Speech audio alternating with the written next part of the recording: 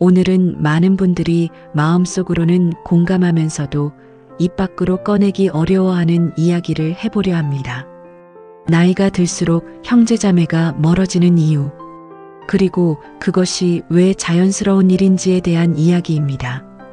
어릴 때를 떠올려 보십시오. 형제자매와 한 방에서 뒹굴며 놀던 시절이 있었습니다. 부모님 몰래 과자를 나눠 먹고 서로의 비밀을 지켜주던 때가 있었습니다. 그때는 형제자매가 세상에서 가장 가까운 사람이었습니다. 평생 이렇게 지낼 거라고 믿어 의심치 않았습니다. 하지만 세월이 흐르면서 무언가 달라집니다. 각자 가정을 이루고 각자의 삶을 살다 보면 어느새 연락이 뜸해집니다. 명절에 만나도 예전 같지 않습니다. 할 말이 줄어들고 어색한 침묵이 길어집니다. 그래서 혼자 생각합니다. 나만 그런 건가? 우리 집만 이런 건가? 형제자매 사이가 이래도 되는 건가? 아닙니다. 여러분만 그런 것이 아닙니다. 많은 분들이 비슷한 마음을 안고 살아갑니다. 다만 부끄럽고 속상해서 말을 못할 뿐입니다. 오늘 장 선생은 그 이야기를 꺼내보려 합니다. 누군가를 비난하려는 것이 아닙니다. 관계를 끊으라고 부추기려는 것도 아닙니다. 그저 삶의 결을 따라 자연스럽게 일어나는 일들을 있는 그대로 바라보려는 것입니다. 이 이야기가 끝날 때쯤 여러분의 마음이 조금이라도 가벼워지기를 바랍니다. 시작하기 전 구독 눌러주시면 지혜로운 노후 생활을 함께 하실 수 있습니다. 다음과 같은 6가지 이유가 노후에는 형제자매가 꼭 필요 없는 이유입니다. 첫 번째 이유, 돈이 얽히는 순간 형제자매는 가장 무서운 타인이 됩니다. 73세 순자 씨는 요즘 잠을 잘 못 잡니다. 새벽마다 눈이 떠지면 천장을 바라보며 같은 장면을 떠올립니다. 석 달 전 큰오빠 집에서 있었던 일입니다. 아버지가 돌아가시고 49제를 막 넘긴 때였습니다. 오랜만에 3남매가 한자리에 모였는데 큰오빠가 대뜸 말을 꺼냈습니다. 아버지, 땅 정리해야지. 너희들 생각은 어때? 순자 씨는 그 순간 가슴이 철렁 내려앉았습니다. 아직 어머니 산소에 잔디도 채자리 잡지 않았는데 벌써 그 이야기가 나올 줄은 몰랐기 때문입니다. 작은 오빠가 입을 열었습니다. 3분의 1씩 나누면 되는 거 아니야. 법대로 하자. 순자 씨는 조심스럽게 말했습니다. 오빠들, 나는 10년 넘게 아버지 병원 모시고 다녔어. 그것도 좀 생각해줘. 그러자 큰오빠가 눈을 치켜떴습니다. 그건 네가 가까이 살아서 그런 거잖아. 우리가 안 한 게 아니라 못한 거야. 그 한마디에 순자 씨의 입술이 파르르 떨렸습니다. 새벽마다 아버지 기저귀 갈던 일, 욕창난 등을 씻겨드리던 일, 치매로 자식 얼굴도 못 알아보시던 아버지를 달래던 일, 그 모든 시간이 한순간에 아무것도 아닌 게 되어버렸습니다. 순자 씨는 더 이상 말을 잇지 못했습니다. 어릴 적 자신을 업어주던 오빠들이었습니다. 학교 가는 길에 손잡아주던 오빠들이었습니다. 눈앞에 앉아있는 사람들이 그 오빠들이 맞는지 순자 씨는 알 수가 없었습니다. 결국 땅은 법대로 나뉘었습니다. 순자 씨도 3분의 1을 받았습니다. 하지만 그날 이후로 순자 씨는 오빠들에게 먼저 연락하지 않습니다. 추석이 와도 설이 와도 발길이 떨어지지 않습니다. 남편이 물었습니다. 그래도 오빠들인데 이러면 안 되지 않아? 순자 씨가 고개를 저었습니다. 오빠들이었으면 나한테 그런 말 못했어. 그날 우리는 남이 됐어. 이것이 돈이 형제 사이에 끼어들었을 때 벌어지는 일입니다. 문제는 돈의 액수가 아닙니다. 그 과정에서 튀어나오는 말들이 문제입니다. 평소에는 절대 하지 않았을 말들이 재산 앞에서는 거침없이 쏟아집니다. 그리고 그 말들은 평생 지워지지 않습니다. 남과 싸우면 관계를 끊으면 그만이지요. 하지만 형제와 싸우면 끊을 수도 이어갈 수도 없는 애매한 지옥이 시작됩니다. 피를 나눈 사이라는 사실이 오히려 무거운 족쇄가 되어버립니다. 순자 씨처럼 상처받으신 분들이 많을 겁니다. 형제니까 당연히 알아줄 거라 믿었다가 배신당한 기분을 느끼신 분들도 계실 겁니다. 그 마음 충분히 이해합니다. 다만 한 가지 말씀드리고 싶은 것이 있습니다. 그들도 나쁜 사람이 아니었을 수 있습니다. 다만 각자의 삶이 너무 달라져 버린 것입니다. 오빠들에게도 챙겨야 할 가정이 있고 자식 뒷바라지에 쪼들리는 사정이 있었을 것입니다. 여유가 없으면 사람은 누구나 자기 몫부터 챙기게 됩니다. 그것이 인간의 본능이기 때문입니다. 두 번째 이유, 도움을 기대했지만 짐이 되는 순간이 더 많아집니다. 69의 영호 씨에게는 형이 하나 있습니다. 2살 터울의 형은 어릴 때부터 영호 씨의 버팀목이었습니다. 아버지가 일찍 돌아가시고 어머니 혼자 두 형제를 키우셨는데 형은 늘 동생을 챙겼습니다. 학교에서 싸움이 붙으면 형이 나섰고 밥이 모자라면 형이 양보했습니다. 영호 씨에게 형은 아버지 같은 존재였습니다. 세월이 흘러 각자 가정을 이루고 나서도 두 형제는 가까웠습니다. 명절이면 꼭 만났고 어머니 제삿날이면 함께 술잔을 기울였습니다. 영호 씨는 속으로 생각했습니다. 나이 들어서도 형이 있으니 든든하다고요. 그런데 5년 전부터 상황이 달라지기 시작했습니다. 형이 당뇨 합병증으로 쓰러진 것입니다. 한쪽 다리를 절단해야 했고 요양이 필요한 몸이 되었습니다. 형수는 이미 몇 해 전에 먼저 세상을 떠났고 형의 자식들은 모두 외국에 나가 있었습니다. 형이 전화를 걸어왔습니다. 영호야, 나 좀 도와줄 수 있겠니? 아무도 없다. 영호 씨는 당연히 그러겠다고 했습니다. 어릴 때 자신을 지켜주던 형이었으니까요. 병원비도 보태고 주말마다 형 집에 가서 청소도 하고 장도 받아들였습니다. 처음 몇 달은 괜찮았습니다. 형을 돕는다는 것이 오히려 보람 있게 느껴지기도 했습니다. 하지만 시간이 지나면서 영호 씨의 마음속에 작은 균열이 생기기 시작했습니다. 형의 전화가 점점 잦아졌습니다. 병원 데려다 달라는 연락, 반찬이 떨어졌다는 연락, 외롭다는 연락. 영호 씨의 하루는 형의 전화로 시작해서 형의 전화로 끝나는 날이 많아졌습니다. 영호 씨의 아내가 어느 날 조심스럽게 말했습니다. 여보, 우리도 이제 나이가 있잖아요. 이러다 당신이 먼저 쓰러지겠어요. 영호 씨도 알고 있었습니다. 자신의 무릎도 예전 같지 않고 혈압약도 챙겨 먹어야 하는 나이라는 것을요. 하지만 형을 외면할 수가 없었습니다. 그래서 버텼습니다. 그러던 어느 날이었습니다. 영호 씨가 감기 몸살로 일주일간 형 집에 가지 못했습니다. 그러자 형에게서 전화가 왔습니다. 야, 너 요즘 왜 이래? 바쁘면 바쁘다고 말을 하든가. 영호 씨는 그 순간 가슴이 턱 막혔습니다. 5년 동안 주말마다 찾아갔습니다. 병원비도 수백만 원을 보탰습니다. 그런데 단 일주일 못 갔다고 이런 말을 듣는 것입니다. 영호 씨는 전화를 끊고 한참을 멍하니 앉아 있었습니다. 형이 밉다기보다는 허탈했습니다. 내가 이렇게까지 해야 하나 하는 생각이 처음으로 들었습니다. 이것이 노후의 형제 사이에서 벌어지는 일입니다. 도움을 주는 쪽은 점점 지쳐갑니다. 도움을 받는 쪽은 그것이 당연해집니다. 처음에는 고마움으로 시작한 관계가 어느새 의무가 되고 의무는 부담이 됩니다. 그리고 부담은 결국 원망으로 바뀝니다. 영호 씨의 형이 나쁜 사람일까요? 그렇지 않습니다. 형도 외롭고 두렵고 불안했을 것입니다. 몸이 불편해지면 사람은 누구나 예민해지고 가장 가까운 사람에게 기대게 됩니다. 그것이 인간의 본능입니다. 하지만 그 본능이 상대방에게는 짐이 된다는 것을 알아야 합니다. 도움을 받을 때는 고마움을 표현하는 것이 중요합니다.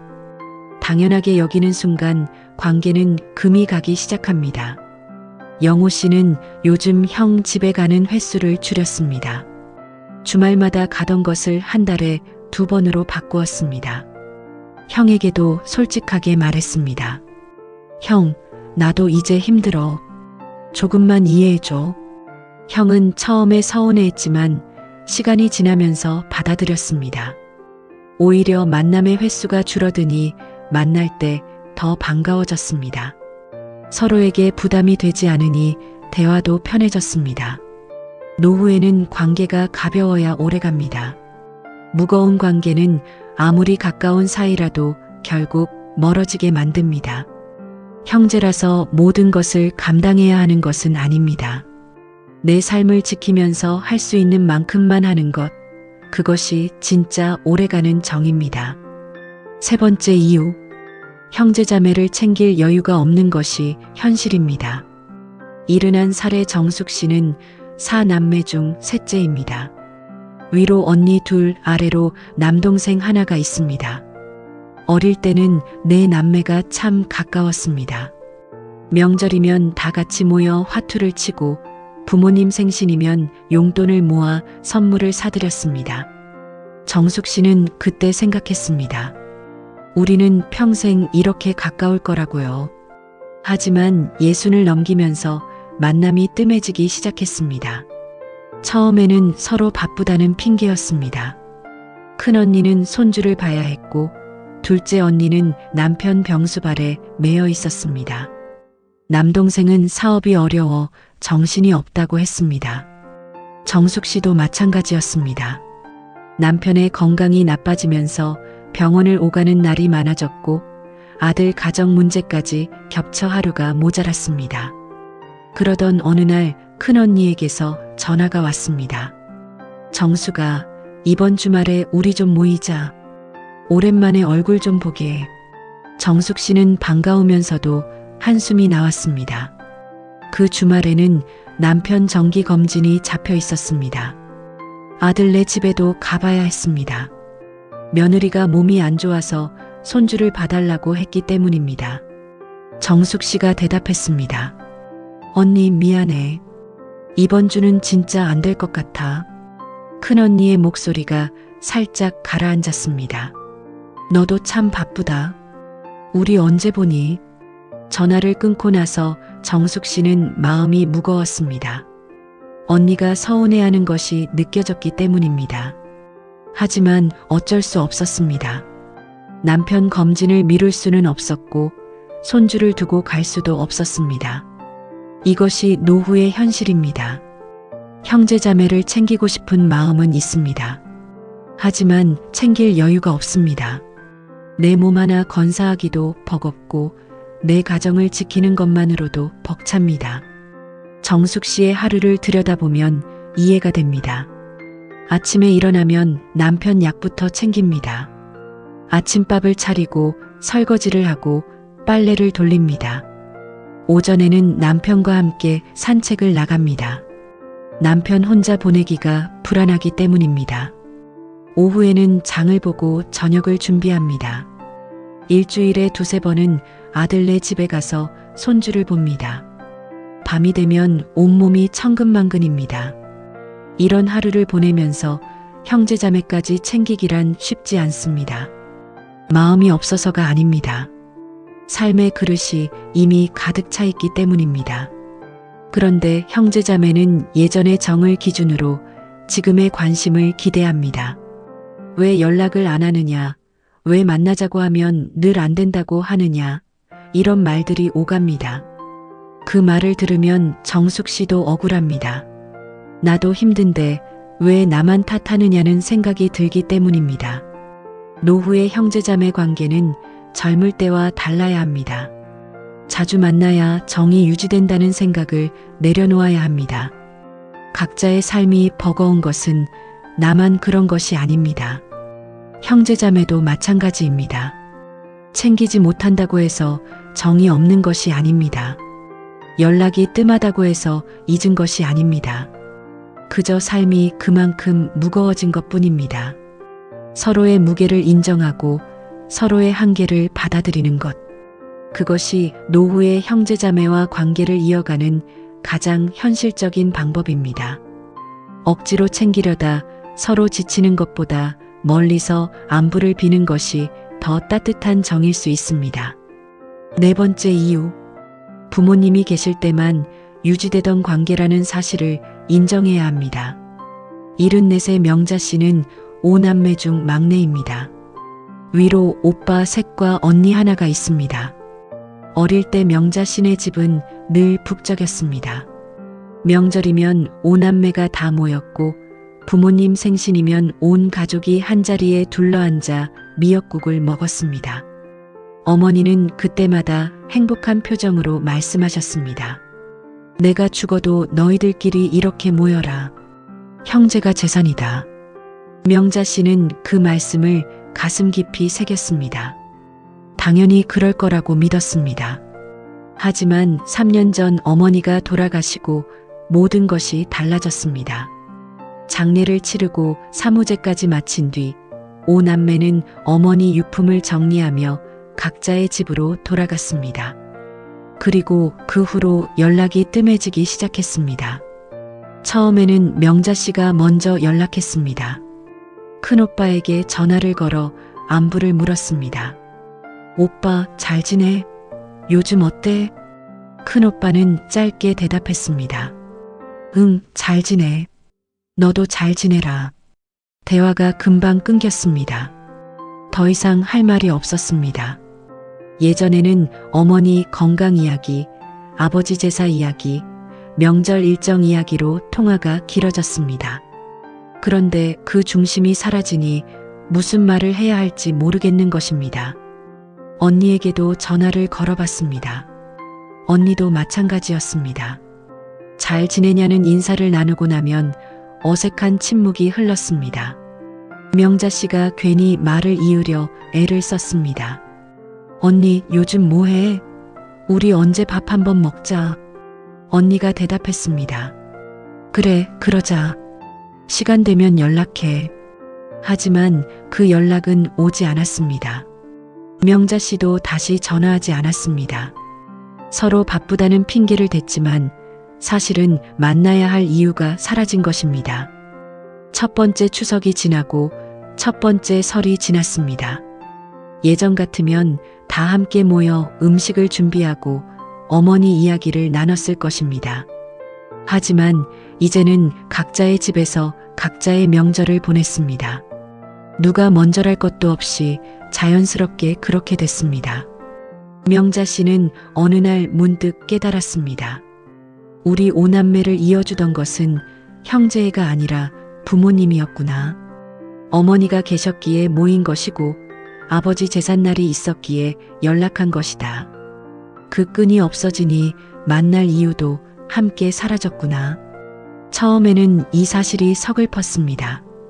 우리가 이 정도밖에 안 되는 사이였나 하는 자괴감도 들었습니다. 하지만 시간이 지나면서 생각이 바뀌었습니다. 형제자매도 결국 인연입니다. 같은 부모 아래서 태어났다는 것 외에는 공통점이 없을 수도 있습니다. 각자 다른 배우자를 만나고 다른 환경에서 살고 다른 가치관을 갖게 됩니다.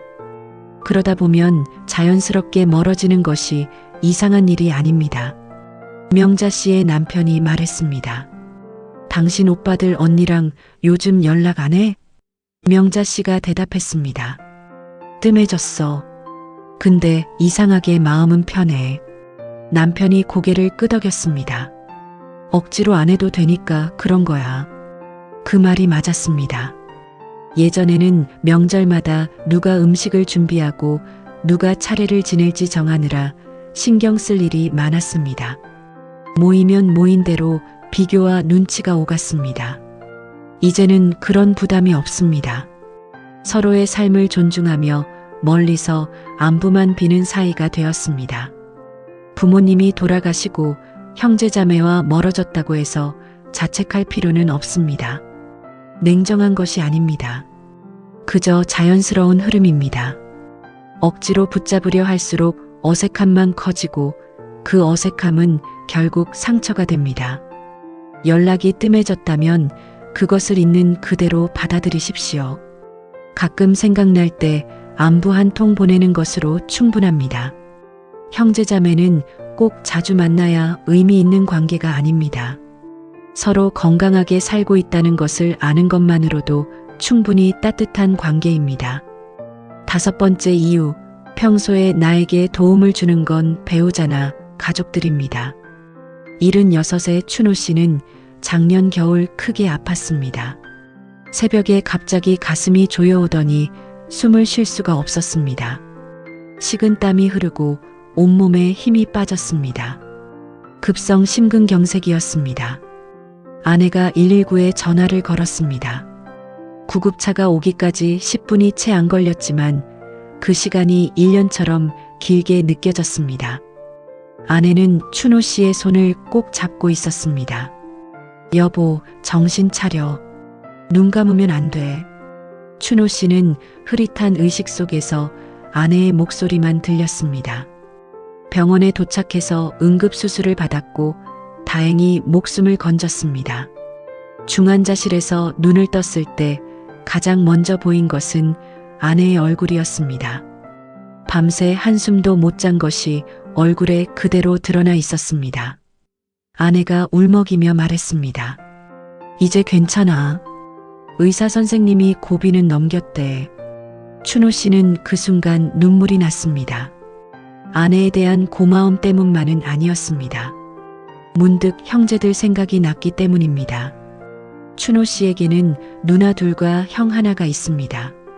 소식을 들은 형이 문병을 왔습니다. 병실에 들어서며 형이 말했습니다.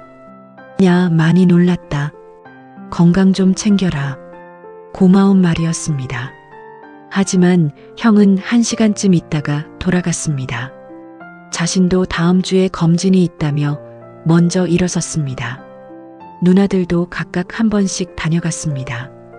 과일 바구니를 들고 와서 안부를 묻고 곧 건강해질 거라고 말하고 떠났습니다. 춘호 씨는 형제들이 고마웠습니다. 바쁜 시간 내서 와준 것만으로도 감사했습니다.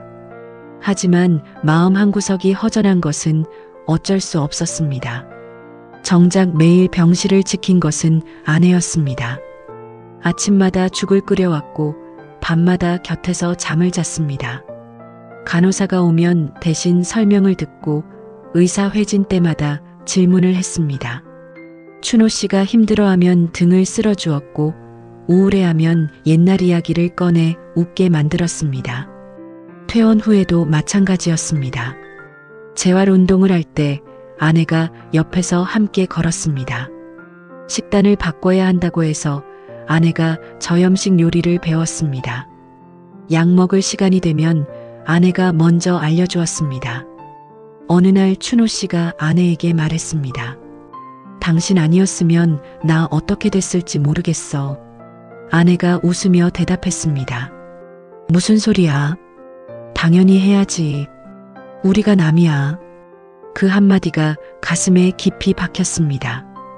형제들도 소중합니다. 피를 나눈 사이니까요.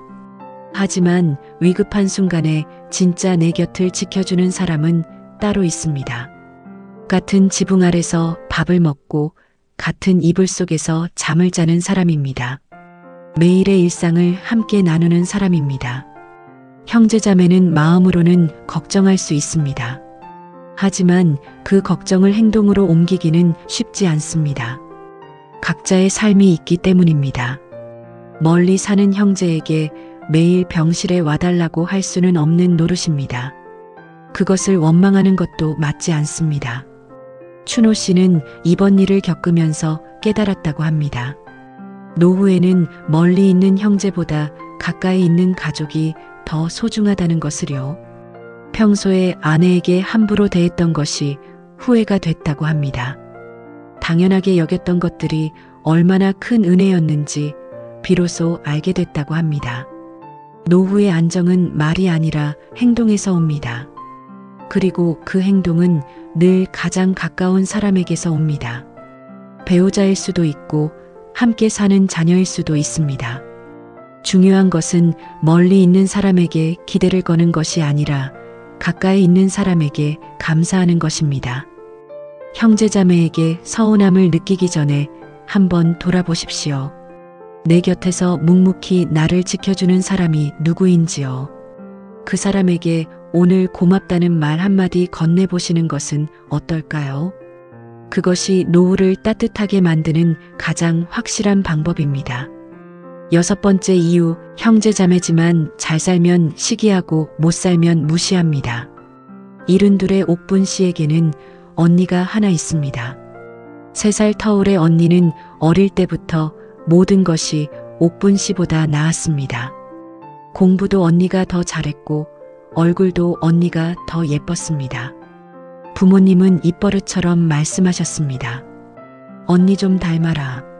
언니는 시키지 않아도 알아서 하는데 너는 왜 그러니? 옥분 씨는 그 말이 싫었지만 어쩔 수 없었습니다. 언니를 미워할 수도 없었습니다. 언니는 늘 동생을 챙겨주었고 용돈도 나눠주었으니까요. 그저 마음 한구석에 작은 열등감이 자리 잡았을 뿐입니다. 세월이 흘러 둘 다 결혼을 하고 각자의 삶을 살았습니다. 언니는 의사인 남편을 만나 서울에서 살았고 옥분 씨는 작은 가게를 하는 남편과 지방 소도시에서 살았습니다. 형편이 달랐지만 크게 신경 쓰지 않았습니다. 자주 만나지 않으니 비교할 일도 없었습니다. 그런데 예순이 넘으면서 상황이 달라졌습니다. 명절에 오랜만에 만난 자리에서 언니가 말했습니다. 우리 큰애가 이번에 미국 대학 교수로 갔어. 옥분 씨는 축하한다고 말했지만 마음이 편치 않았습니다. 옥분 씨의 아들은 중소기업 회사원입니다. 열심히 살고 있지만 교수와 비교되면 초라해 보이는 것은 어쩔 수 없었습니다. 그 다음 해에 만났을 때는 언니가 손주 자랑을 했습니다. 우리 손주가 영재원에 들어갔대. 벌써부터 영어를 그렇게 잘한다더라. 옥분 씨의 손주는 평범한 아이입니다. 공부보다는 뛰어노는 것을 좋아합니다. 옥분 씨는 그런 손주가 사랑스럽지만 언니 앞에서는 괜히 주눅이 들었습니다. 어느 명절에는 언니가 건강 이야기를 꺼냈습니다. 나는 요즘 필라테스 다녀. 선생님이 내 나이에 이 정도면 대단하다고 하더라. 옥분 씨는 무릎이 안 좋아서 운동을 제대로 못합니다.